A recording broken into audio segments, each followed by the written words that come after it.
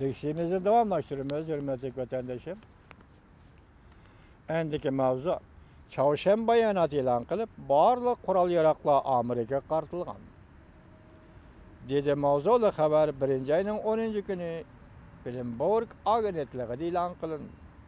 Şu günü Van Vitor bitigi köçürüp besildi. Haber mundak başlandı.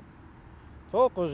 günü Çavuşen Kuriya söhbetiga katnaşkan Çavuşen vekiller ümiginin ümek başlığı Çavuşen Vatanni Birlik Keltiriş Komitetinin başlığı Li Shenchuan mundak görsetdi.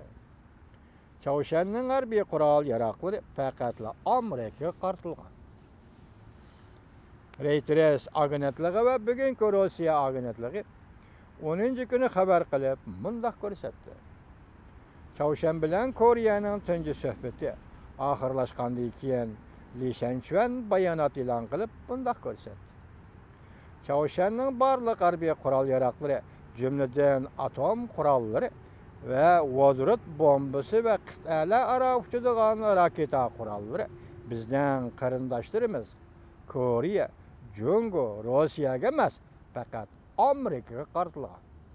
Demek Çavuşen'nin raketaları, Çavuşen'nin vodorod ve yadro kuralları Çavuşen'nin qarındaşları Rusya ve Koreyaga qartılgan emas, Amerikaga qartılgan.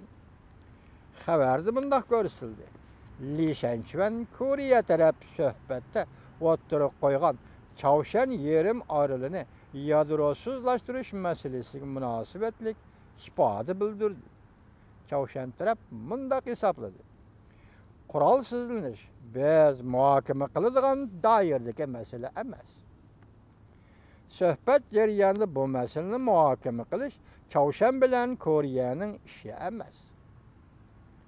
Bu masalani muhokama qilish pasib oqibat elib keladi. Hatta bugun qo'lga keltirgan barliq natijalarni yo'qqa chiqarib o'tish xatarini elib keladi. Deydi Çavuşen söhbet taraf vakili Li Shenchuan. Növbette Aksaray ve Amerika Qo'shma Shtatları Davlat Majlisi yuqorqi so'z iborlarga taqa javob qaytarmadi. Amerika Qo'shma Shtatları Davlat Mahkemesi söhbetden keyin, yani o'tkazildigan söhbetga qatnashish niyati borligini bildirdi.